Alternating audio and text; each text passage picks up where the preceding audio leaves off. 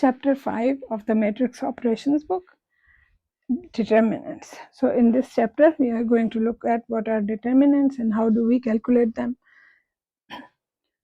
Expansion by cofactors. So this is a method which we will learn here to find the determinants. So what is a determinant? It is actually just a scalar or a real number associated with a square matrix. So determinants exist only for square matrices.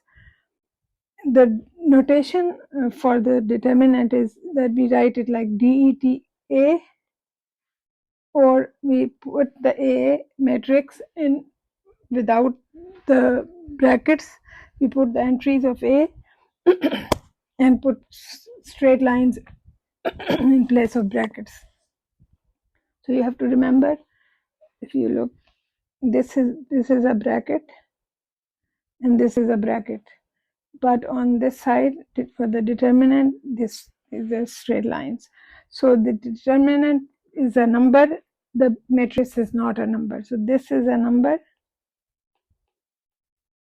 or equal to a number, and this is not equal to a number. Okay, so how do we calculate that number? Well, for a 1 by 1 matrix, say the value of the determinant is just the number in A. Now notice here, this is not absolute value function.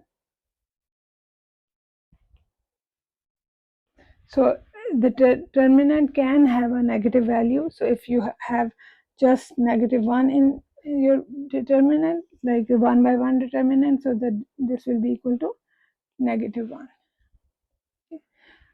For a 2 by 2 matrix, if you have entries A11, A12, A21, A22, then the determinant will be A11 times A22 minus A12 times A21.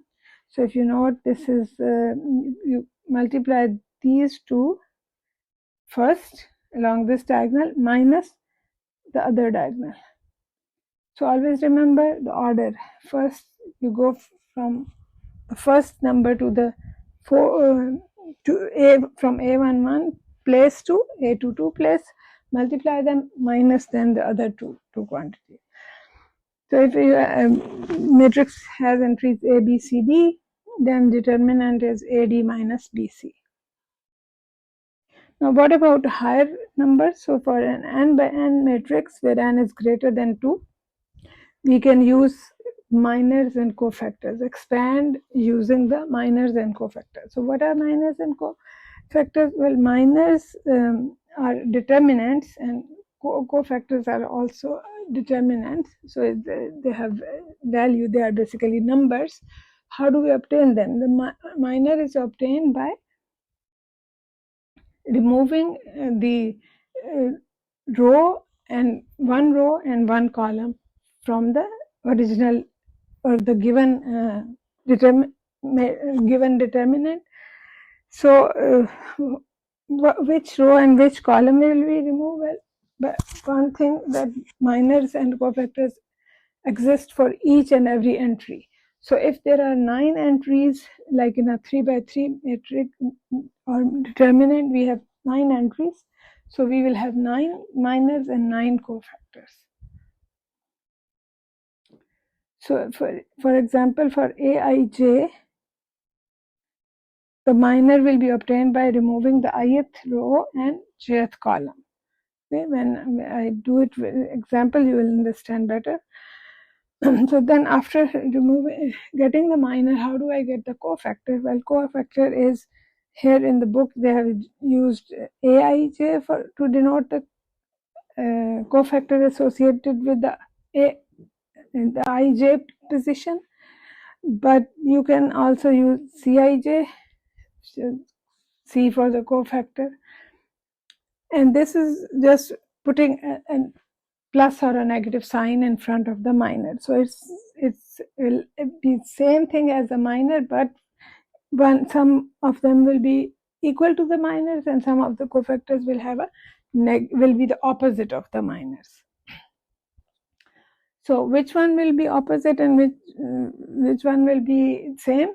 Well, the ones which in which I plus j is odd will give you a negative sign in front of the minor, and in the other ones in which I plus j is even, you'll get a positive sign.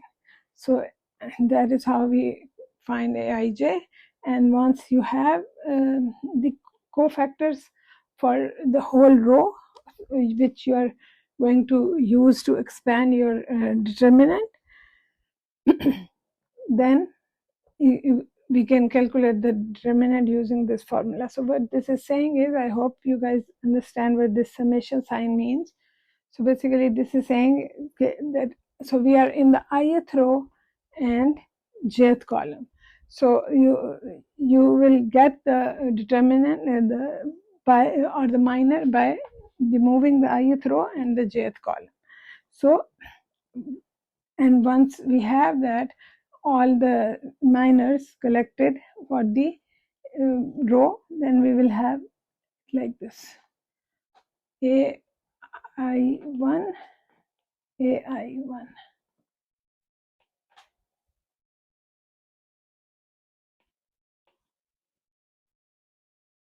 Plus AI2, big AI2.